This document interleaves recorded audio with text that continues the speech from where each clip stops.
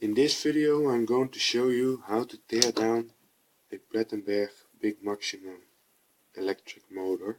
But first, the tools you need are a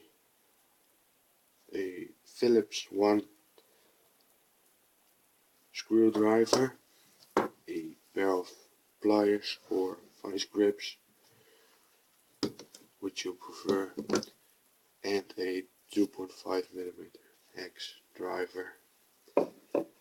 First thing you want to do is clean your workspace. Make sure there's nothing metal or any debris that can come into the motor, and especially metal, because there's a very strong magnet in here and you don't want to have metal in your motor when it's turned on and driving. So the first thing you want to do is loosen this very little black screws. These ones, there are 8 of them,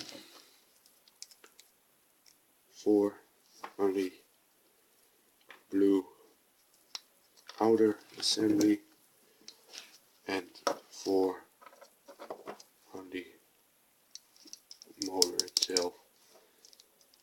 So I already loosened them up for the video, but make sure you don't lose them because they're very small. And also make sure then when your first 4 screws turn out of this, you can just pop off this rear end bell, or what it's called. Then you want to loosen these 4 screws off this one, and on the other side, here and here. Just loosen them up until they come out, and then lay them aside, and again don't lose them.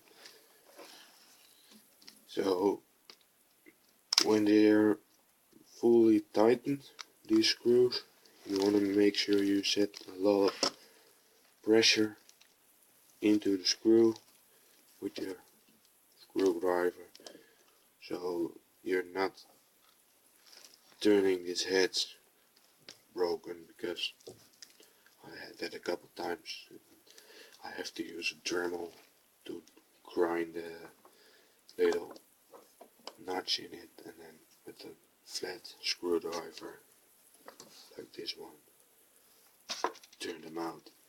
So if you removed all 8 screws, you can just pull out this rear assembly and make sure you have it very tight, because your rotor, the magnet, is very strong.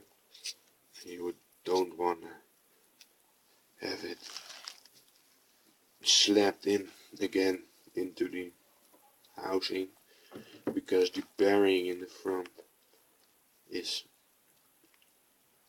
gonna slap into the housing, and then it's gonna broken, or the run time from the bearing is maybe half a time when it's good.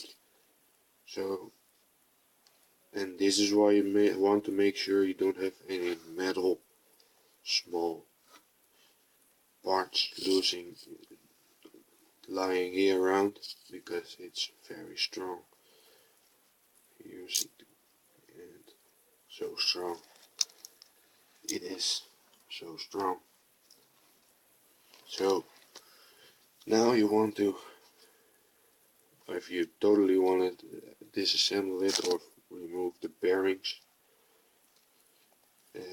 you want to use the 2.5mm hex and just unscrew this screw. Now it can be very tight, so if you can't hold it without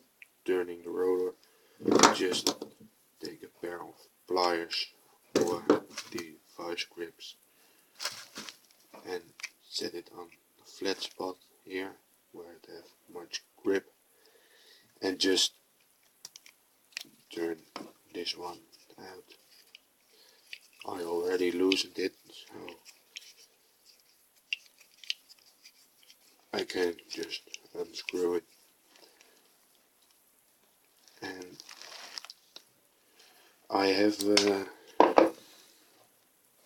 here's the screw. And now I have placed 2 small shims, because and make sure you don't lose that one, because I placed the shims because the ventilator was doing this sort of sound into the into the end bell, which you can see here. It's just was grinding around it.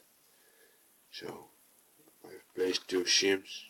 If it doesn't make any noise or something, you don't have to place the shims.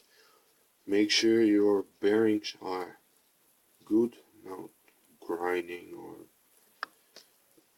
make any noise or turn hard. And when you loosen this screw, when you loosen that up, you just can pull off this assembly ventilator and sort of end bell, and then you'll have the rotor beside. Again, make sure don't lay it around with any small metal parts.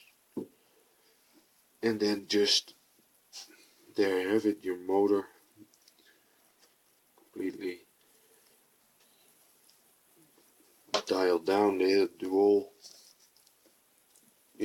all the parts that can be loosened are loosened up or out. And hope this was helpful for you, and if it was, please hit the subscribe button, and if it don't was, please hit the thumbs down button, and if you like it, thumbs up, of course. Either way, thanks for watching, and I'll talk to you again soon.